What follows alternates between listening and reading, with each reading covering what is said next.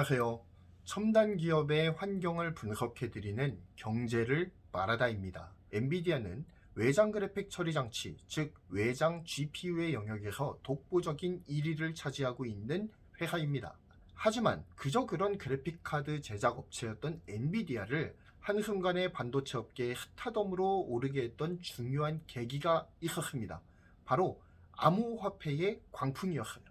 암호화폐는 전기를 사용해서 여러 복잡한 해시 함수라고 불리는 컴퓨터 연산식을 풀어낸 대가로 주어지는 일종의 디지털 화폐 개념입니다.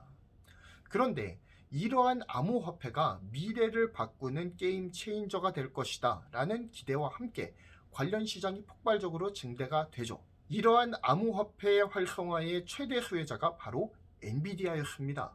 암호화폐 수령을 위해 풀어야 하는 이 해시 함수라고 불리는 이 연산식은 수많은 값을 복잡한 수식에 일일이 대입해서 정답을 구해야만 하는 말 그대로 디지털 노가다였습니다. CPU가 수행하기에는 처리해야 되는 연산의 양이 굉장히 많았죠. 해시 함수의 해독을 위해서는 새로운 연산 처리 방식이 필요했습니다. 바로 그 새로운 연산 방식이 병렬 연산 방식인데요.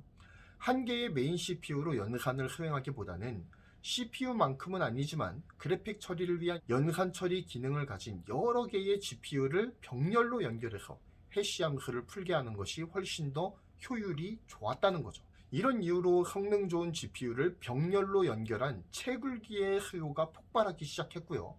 암호화폐 강풍의 최대 수혜자로 고성능 외장 GPU 전문 생산 업체였던 엔비디아가 급속하게 떠오르게 된 것입니다. 하지만 암호화폐에 대한 각국의 규제 당국의 규제 지침이 빠르게 세워지면서 암호화폐의 열기가 급속도로 식어버렸어요.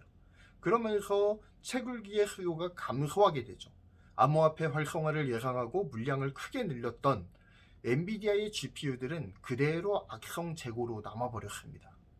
관련 시장이 빠르게 죽어가면서 엔비디아는 한 차례 큰 위기를 맞죠. 주가가 반토막이 나기도 했습니다. 하지만 아주 죽으란 법은 없었던 것일까요?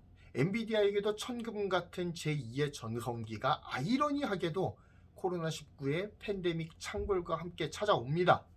물론 그 전에도 인공지능의 발전과 데이터 센터 투자 확대를 통해서 엔비디아가 저점을 찍고 서서히 기사 회생의 길을 걷고는 있었습니다. 하지만 코로나19의 팬데믹 확산은 언택트의 수요를 폭발적으로 늘리는 계기가 되었어요. 이는 데이터 중심 기업들의 데이터 센터 확충 투자로 이어지게 되죠. 이로 인해 서버의 병렬 연산을 돕기 위해 탑재되는 GPU의 수량이 폭발적으로 증가하기 시작하면서 엔비디아는 저점을 찍고 화려하게 고공승천하게 되는 계기가 되었던 것입니다. 이후 엔비디아는 주력인 게이밍과 고성능 PC용 GPU에서도 성과를 드러내게 되는데요. 바로 RTX 30 시리즈의 출시였습니다. RTX 30 시리즈는 삼성 파운드리 팔라노 공정에서 전량 생산이 되면서 화제가 되기도 했던 모델이죠. 없어서 팔지 못하는 물량 품귀 현상을 지금까지도 겪고 있습니다. 이를 통해 서버뿐만 아니라 PC 시장에서의 GPU 최강자임을 여실하게 증명해버렸죠.